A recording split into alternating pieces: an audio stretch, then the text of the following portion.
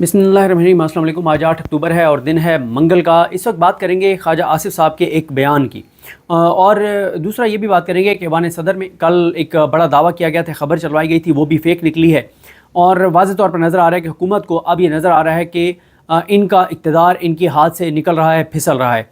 और उसकी वजह एक ही है, और वो है जस्टिस काजी फ़ाइज़ ईसा की एक्सटेंशन के लिए मुश्किलात। गो के अभी तक कोशिशें जारी हैं। मैंने आपको बताया था कि इस वक्त तक भी तहरीक इंसाफ के MNAs की फैमिलीज़ को अगवा किया जा रहा है, उनके ऊपर दबाव है तहरीक इंसाफ के MNAs के ऊपर, उनके फैमिली मेम्बर्स के ऊपर। और एक ही शर्त है और एक ही मुतालबा है कि काजी फ़ाइज़ ईसा की एक्सटेंशन के लिए वोट दें और बाकी आपके मामलात बिल्कुल ठीक होंगे। और जो वोट नहीं दे रहा उसके खिलाफ रेफरेंस भी भेजे जा रहे हैं। और मैं उस खबर की तस्दीक नहीं कर सका। सेनेटर सैफुल्लाह अब्दो साहब जो हैं उनके हवाले से भी ये है कि उनकी भी डिस्क्वालिफिकेशन के लिए कोई रेफरेंस जो है वो भिजवा दिया गया है। और इस तरह से बाजू मरोड़े जा रहे हैं काजी फ़ाइज़ की एक्सटेंशन के लिए। लेकिन साथ अब इनको ख़तरात पैदा हो गए हैं कि मुश्किल होती चली जा रही है जस्टिस काजी फ़ाइज़ ईसा की एक्सटेंशन। गो के अभी गेम ऑन है, कोशिशें जारी हैं, लेकिन मुश्किल होता चला जा रहा है। देखें, पहले इन्होंने 14 और 15 सितंबर को ये आईनी तरमीम करनी थी। 14 तारीख को सुप्रीम कोर्ट के 8 जजेस की जानिब से एक वज़ाती फ़ैसला आ गया। उनका जब वज़ाती फ़ैसला आया, वज़ाती फ़ैसले के बाद वो सारा प्लान बर्बाद हो गया कि तहरीक इंसाफ के वो 41 MNAs जिनको सुप्रीम कोर्ट ने आज़ाद डिक्लेयर किया था और इलेक्शन कमीशन के साथ मिलकर उन 41 में से कुछ लोगों से वोट डलवाए जा रहे थे, क्योंकि इलेक्शन कमीशन ने उनको नोटिफाई नहीं किया था। तो 14 को सुप्रीम कोर्ट का वज़ाती फ़ैसला आ गया इलेक्शन कमीशन की दरख्वास्त पर, जिसके बाद वो प्लान तो बढ़ गया सारा कि जनाब ये तो मुमकिन नहीं है। उसके बाद क्या हुआ? उसके बाद 14-15 वाला प्लान नाकाम हो गया। उससे पहले अंसार अब्बासी साहब के ज़रिए खबरें भी चलवाई गई थी कि जनाब 12 सितंबर को कि नंबर गेम पूरी है और ये वो सारा कुछ। अब ये हुआ है कि 14-15 सितंबर को जब नाकाम हुआ तो उसके बाद काजी साहब को कहा गया कि काजी साहब बात नहीं मान रही, 63A वाला केस लगाएं। काजी साहब ने कहा कि 63A वाला केस तो लगाऊं, लेकिन मुनीब अख्तर और मंसूर अली शाह नहीं मान रहे। उन्होंने कहा काजी साहब आप टेंशन ना लें। जरदारी और शहबाज शरीफ ने मिलकर ऑर्डिनेंस जारी कर दिया और काजी साहब ने मुनीब अख्तर साहब को निकाल के अपने यार अमीनुद्दीन खान को लगा के और 63A वाला केस लगा दिया। 63A वाला केस लगाया, सोमवार को शुरू किया और वो केस जुमे तक जाना था। लेकिन और मियां नवाज शरीफ ने पैगाम भिजवाया कि जी ये जुमे तक मुकाएं, मेहरबानी करें, मैंने भी बाहर जाना है, मुझे इसी की वजह से रोका हुआ है, मैं भी रुका हुआ हूँ आपकी वजह से, आपका मामला भी आगे जा रहा है, मुश्किल हो जाएगा, तो आप जुमे तक करें।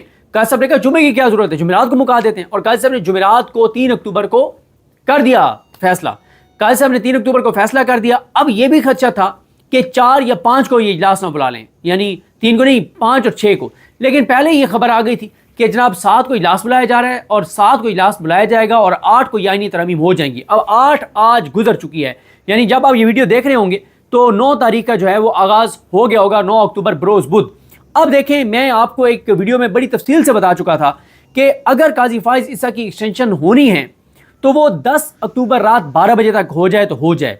लेकिन 10 अक्टूबर रात 12 बजे के बाद मुमकिन नहीं है, क्योंकि 11 से SCO के मेहमान पहुंचना शुरू हो जाएंगे।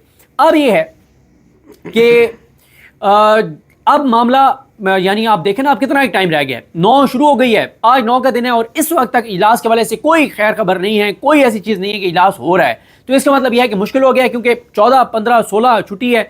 अब ये मामला 17 के बाद तक चला गया और 17 के बाद तक जाने का मतलब यह है कि एक्सटेंशन ना ही समझें, क्योंकि तहरीक इंसाफ ने साथ एक काम शुरू कर दिया है। वो दोबारा रीऑर्गेनाइज हो रहे हैं, वो अपने लोगों को मोटिवेट कर रहे हैं। एंड में मैं आपको सुनाऊंगा उनका पैगाम, इनका क्या नाम है उनका, सलमान अकरम राजा साहब का बयान, कि सलमान अकरम राजा साहब का एक बयान भी आया है, वो भी आप सुने और बड़ी इंपॉर्टेंट उन्होंने बातें की हैं। और भी बयान आने लगे हैं, रीऑर्गेनाइज होने लगे, तहरीक इंसाफ दोबारा तैयारी शुरू कर दी हैं। इसी तरह से शेख वकास अकरम साहब की गुफ्तगू बड़ी इंपॉर्टेंट सामने आई है, शायद खटक साहब की गुफ्तगू सामने आई है, और इस तरह के बयानात अब तहरीक इंसाफ के आना शुरू हो गए हैं। तो उन्होंने दोबारा इस्लामाबाद की तरफ तैयारी शुरू कर दी है। और मेरी इत्तला ये है कि अब तहरीक इंसाफ जो है उनको ये बात पता चल गई है कि अब ये मामला जा रहा है 16 के बाद, तो अब पूरी कैंपेन, पूरा हफ्ता तहरीक इंसाफ प्लान करेगी। और बहुत सी चीज़ें ऑफ द रिकॉर्ड मुझे पता भी हैं कि वो क्या करने जा रहे हैं, किस तरह करने जा रहे हैं। और वो पूरी तैयारी के साथ पूरी तरह से 17 से दमादम मस्त कैलेंडर शुरू हो जाएगा और तहरीक इंसाफ अब ये आईनी तरमीम नामुमकिन बना देगी। इससे पहले भी ये तहरीक इंसाफ के जैसा नामुमकिन बना है।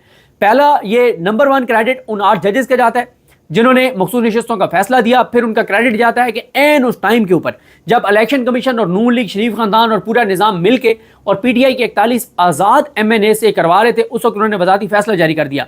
फिर उसके बाद बड़ा क्रेडिट मौलाना फजल रहमान साहब को जाता है, اور مولانا فضل الرحمان صاحب کے حوالے سے اب دوبارہ یہ چلوائی جا رہی ہے کہ وہ اتفاق کر گئے.